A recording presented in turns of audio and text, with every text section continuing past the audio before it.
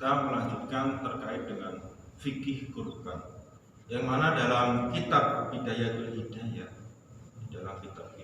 Hidayah, situ ada bab terkait dengan kitab pembahasan dengan bab kurban, yaitu di kitab Hidayatul Mujtahid, yaitu di kitab Hidayatul Mujtahid di halaman 101. Bab pertama yaitu menjelaskan terkait dengan hukum-hukum berkurban. Para ulama ini ada perbedaan pendapat terkait dengan hukum berkurban. Di dalam madzhab Maliki dan Syafi'i berpendapat bahwa hukum dari kurban itu sunnah muakkad, artinya sunnah yang dianjurkan. Di sini dianjurkan bagi orang yang mampu. Dan ketika kita sebagai umat Islam mampu berkorban dan kita tidak melakukan korban, maka itu bisa memberikan kita kita dianggap bisa mengufur nikmat Allah, karena kita sudah diberi nikmat oleh Allah, nikmat yang banyak sebagaimana tadi telah disampaikan oleh Allah dalam firman-Nya surat Al-Kautsar ayat pertama, yang mana ketika kita diberi nikmat oleh Allah yang banyak, dan kita ketika sudah diberikan nikmat yang banyak, di ayat 2 Allah berfirman washolli li rabbika wanhar, kita dianjurkan untuk mendirikan sholat, yaitu sholat Idul Adha, dan kita berkorban. Dan Nabi Muhammad sendiri ini setiap tahun beliau selalu melakukan ibadah kurban, terutama Nabi Muhammad ini berkorban dengan menggunakan kurban. Terus hukum yang kedua, melanjutkan hukum yang kedua, yaitu menurut Imam Abu Hanifah, beliau berpendapat bahwasanya hukum dari berkorban itu wajib atas orang mukmin dan tidak wajib bagi orang musafir. Dari kedua pendapat ini kita bisa memberi kesimpulan bahwasanya kita sebagai orang Nahdiyin itu kebanyakan mengikuti mazhab Imam Syafi'i, mazhab Syafi'iyah, maka kita mengikuti hukum yang mana kurban itu merupakan sunnah muakkad, hukumnya yaitu sunnah. Terus lanjut yang bab kedua, yaitu terkait dengan jenis-jenis hewan yang bisa digunakan untuk kurban. Di dalam kitab Hidayatul Mujtahid ini bab 2 menjelaskan tentang jenis-jenis hewan kurban. Di sini di kitab ini musannaf atau pengarang kitab menjelaskan bahwa ada 3 hewan yang bisa digunakan untuk berkorban, yaitu domba, sapi, dan unta. Nah, seandainya kita mau berkorban menggunakan ayam, itu tidak boleh, karena dari ulama ini menganjurkan bahwa ada 3 hewan ternak yang bisa digunakan untuk berkorban, yaitu domba, sapi, dan unta. Dan kebanyakan yang dilakukan oleh masyarakat kita, khususnya di daerah Kebumen, itu yang digunakan yaitu domba dan sapi. Sedangkan untuk sapi itu korbannya bisa diatasnamakan atau digunakan untuk 7 orang, sedangkan domba hanya bisa untuk 1 orang. Dan ini menurut beberapa pendapat para ahli fikih. Di sini Imam Maliki berpendapat bahwa yang lebih utama yaitu menggunakan binatang untuk korban, yaitu binatang ternak domba, ya. Kemudian sapi, lanjut unta. Kalau menurut Imam Malik itu yang utama malah domba, yang lebih afdal itu domba. Terus kalau menurut Imam Syafi'i, di sini beliau mengatakan Ini pendapat beliau kebalikan dari pendapat Imam Malik, yaitu beliau mengatakan yang lebih afdal yaitu unta, kemudian sapi, baru domba. Itu perbedaan antara pendapat dari Imam Malik dan Imam Syafi'i. Terus yang ketiga yaitu terkait pembahasan dengan sifat atau sifat dari hewan yang bisa digunakan untuk berkorban. Apalagi di saat ini di masa pandemi, yaitu ada namanya virus PMK. Virus PMK ini mulai mengenai hewan-hewan ternak, terutama yaitu ada sapi dan domba. Nah, ini lagi ramai di daerah kita, terutama daerah Kebumen, khususnya di wilayah Indonesia ini banyak binatang-binatang ternak yang terjangkit virus PMK. Nah, ini dari hasil musyawarah dari Lembaga Basul Masail Yogyakarta, ini dari Ketua LBM BWDIY yaitu Dr. Haji Anis Mastuki, ini beliau menyampaikan beberapa hasil dari musyawarah LBM dari DIY, itu mendapat 2 pembahasan terkait dengan hewan kurban yang terjangkit virus PMK. Ini beliau berpendapat atau hasil musyawarah dari LBM PWN DIY itu ada 2 statement. Yang pertama yaitu bahwasanya hewan yang terpapar virus PMK itu bisa digunakan untuk menjadi hewan kurban. Di sini di hasil dari LBM itu ada 2 pertanyaan. Yang pertanyaan pertama yaitu apakah hewan yang terpapar PMK memenuhi syarat sebagai hewan kurban. Di sini dari hasil LBM memberikan jawaban bahwasanya hewan yang terpapar PMK menunjukkan beberapa gejala klinis yang bisa diklasifikasikan ke dalam 3 kategori. Pertama yaitu kategori ringan dengan gejala seperti kenaikan suhu badan, keluarnya air liur yang berlebih dan menurunnya nafsu makan. Hewan dengan kategori ini masih dianggap memenuhi kecukupan syarat sebagai hewan kurban. Jadi kalau kategori yang pertama ini masih memenuhi syarat sebagai hewan untuk kurban. Untuk kategori yang kedua adalah sedang dengan gejala seperti terjadinya vesikel pada lidah, mulut, gusi, dan keluarnya air liur dengan busa yang berlebih dan menurunnya nafsu makan dari hewan tersebut, hewan yang terjangkit virus PMK. Ini berat badan juga mulai menurun. Dengan hewan kategori yang dianggap sebagai gejala yang kategori yang kedua, ini dianggap sudah tidak memenuhi kecukupan syarat hewan kurban. Ini kategori yang kedua itu sudah tidak memenuhi kecukupan syarat sebagai hewan kurban. Sedangkan kategori yang ketiga yaitu adalah kategori berat.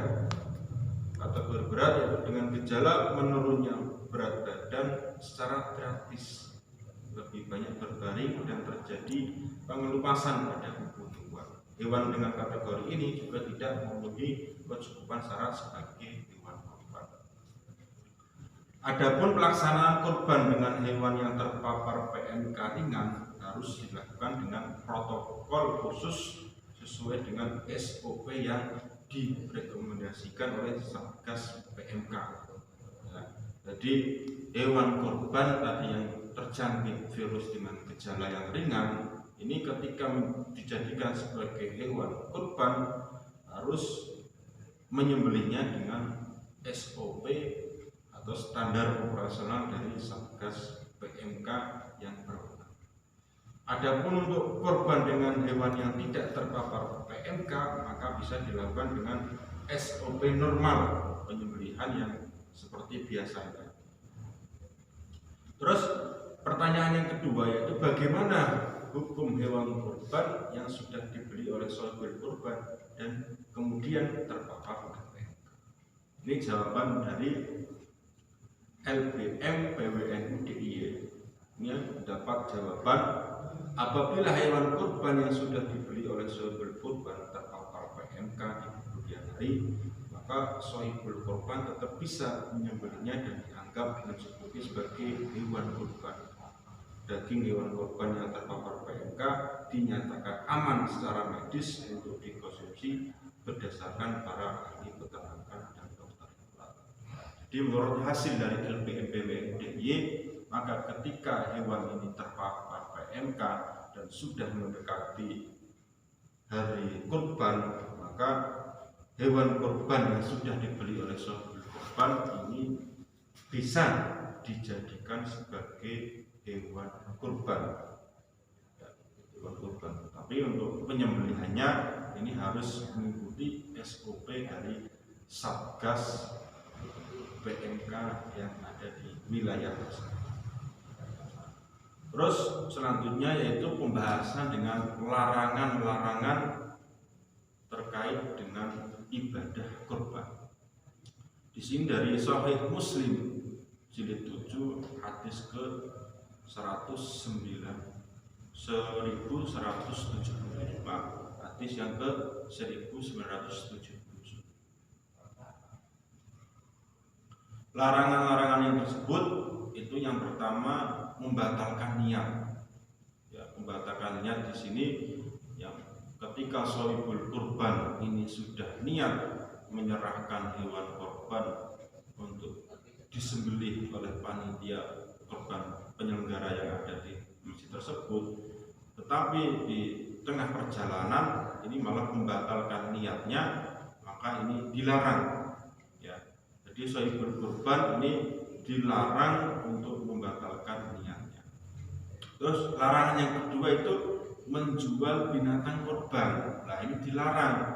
Jadi seandainya ada panitia yang sudah dipasrai oleh shahibul kurban untuk mengelola hewan kurban, malah ini hewan kurbannya dijual, ya, dengan lucu ini. Jadi nggak boleh, ini dilarang. Ya. Jadi panitia tidak boleh menjual binatang kurban dan shahibul kurban juga tidak boleh menjual karena dia sudah membeli binatang tersebut dengan niatan untuk kurban. Maka ketika orang ini sudah niat untuk menjadikan hewan tersebut sebagai hewan kurban, maka ya shahibul kurban tidak boleh menjualnya. Ini juga larangan. Terus larangan yang ketiga yaitu memberikan upah kepada penyembelih atau jagal atau panitia dari hasil hewan kurban, seperti dari kulitnya atau mungkin dari dagingnya. Itu dilarang. Ya, menurut Sahih Muslim ini dilarang memberikan upah dari hasil hewan kurban. Ya. Mungkin solusinya ketika ini panitia mau memberikan upah dengan untuk penyembelih atau mungkin jagal, itu di awal panitia harus menjelaskan kepada shahibul kurban ketika shahibul kurban ini menyerahkan hewan kurbannya kepada panitia pelaksana yang ada di masjid tersebut, ya, mungkin panitia harus menjelaskan bahwa ketika shahibul kurban ini menyerahkan hewan kurbannya kepada panitia, maka dari proses penyembelihan ini ada semacam jasa bagi penyembelih. Maka shahibul kurban harus memberikan tambahan biaya untuk jasa penyembelihan.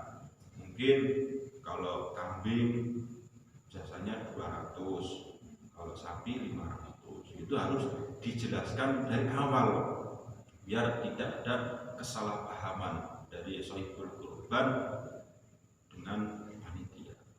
Itu harus akadnya harus jelas. Jangan sampai panitia ini tidak tahu terkait pelaksanaan penyembelihan hewan kurban. Jangan sampai malah panitia mengambil kulit atau bagian kurban ini sebagai upah untuk menyembelih atau jaga kurban.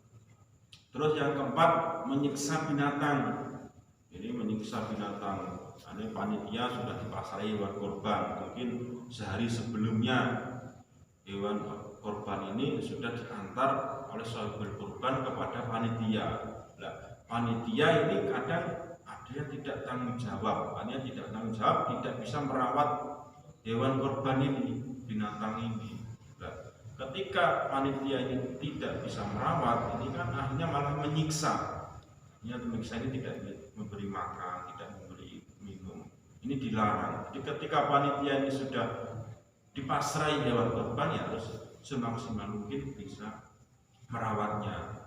Nah, ini menyiksa juga bisa diibaratkan ketika menyembelih.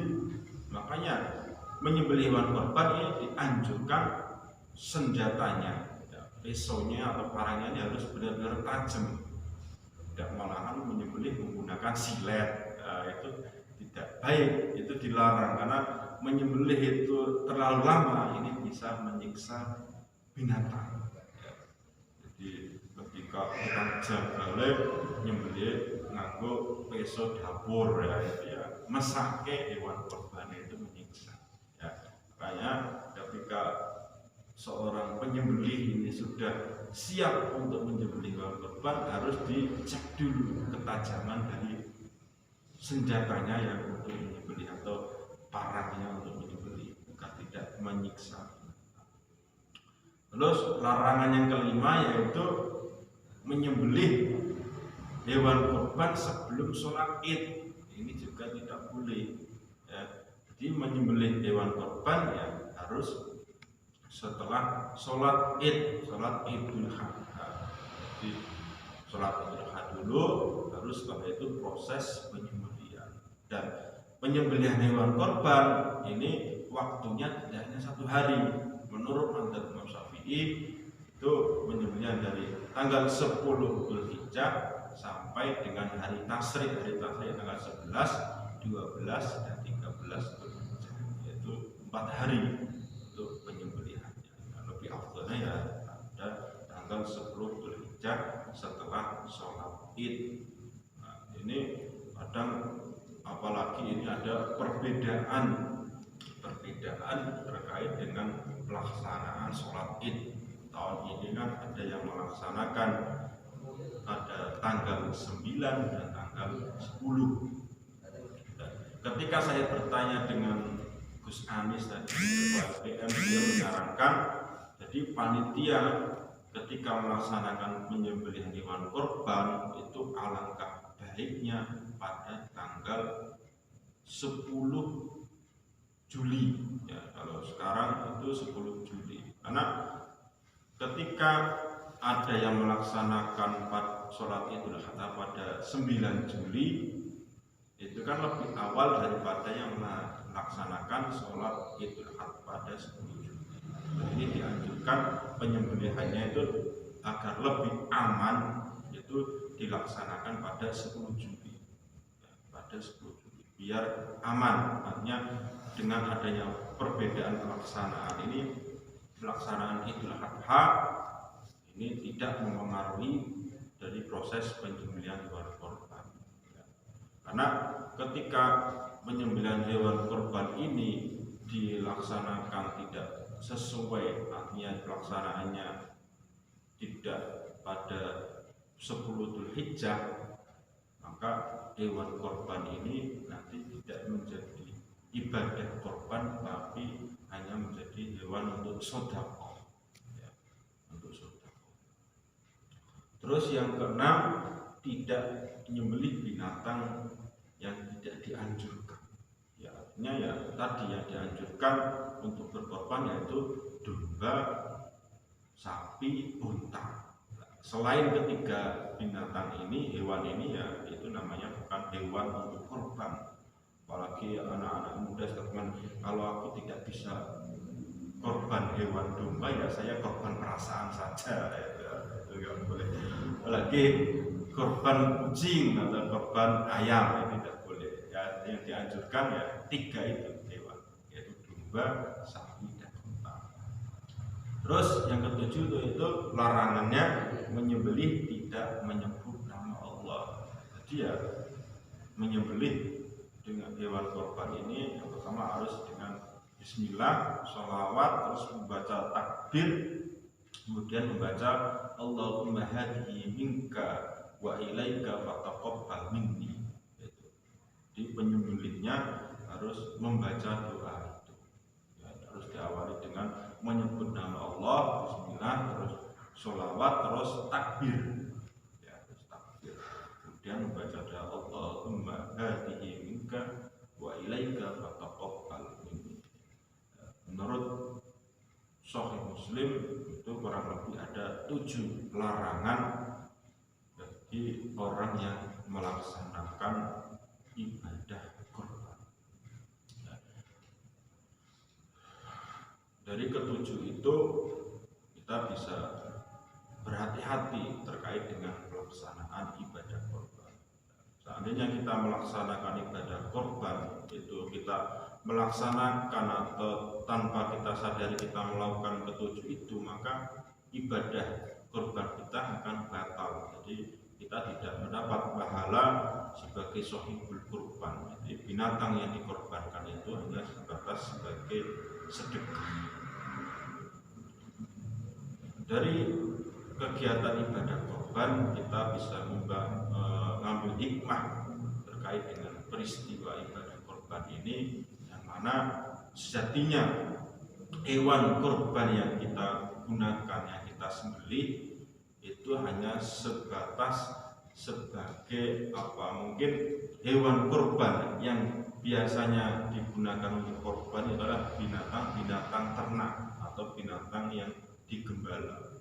Dengan kita melakukan ibadah kurban, sejatinya kita mengorbankan atau menyembelih nafsu-nafsu hewani kita, ya, nafsu-nafsu hewani kita yang tanpa kita sadari kita melakukan tindakan-tindakan nafsu yang sesuai atau yang diibaratkan seperti binatang. Dengan kita melakukan ibadah kurban, kita diharapkan bisa menghilangkan nafsu-nafsu hewani kita. Dengan kita menyembelih hewan kurban, nafsu dari binatang kita hilang seketika dengan adanya ibadah kurban. Kurban sendiri itu banyak pahalanya, ya.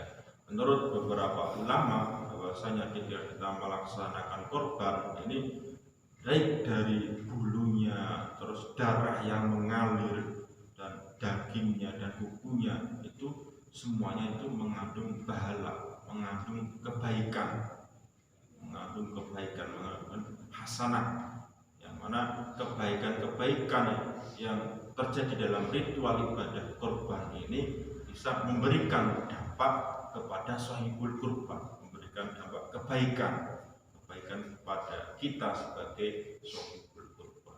Karena sejatinya kita sebagai manusia selalu mengharapkan kebaikan-kebaikan bagi diri kita maupun bagi umat Islam semuanya. Karena setiap hari kita selalu berdoa, terutama yaitu berdoa satu jagat, itu Rabbana atina fid dunya hasanah wa fil akhirati hasanah. Kita selalu mengharapkan kebaikan baik di dunia maupun di akhirat.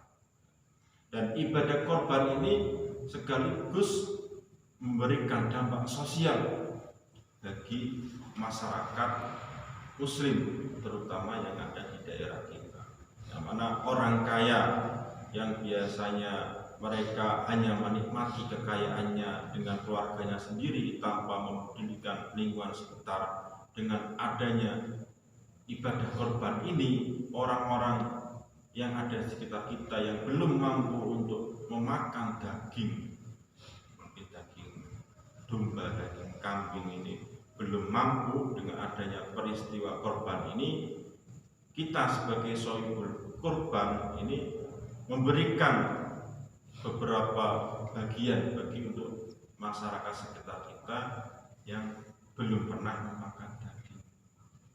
Dengan adanya korban ini merupakan memberikan dampak sosial bagi masyarakat, karena ibadah korban ini akan hasil dari hewan korban ini akan dibagi untuk masyarakat yang ada sekitar yang kurang mampu. Jadi sepertiga itu masuk ke dalam bagian saibul kurban dan sebagiannya akan ditasarufkan, dibagikan kepada masyarakat agar masyarakat bisa menikmati hasil dari kekayaan orang-orang yang menjadi sohibul kurban. Stop ya, sekarang menit.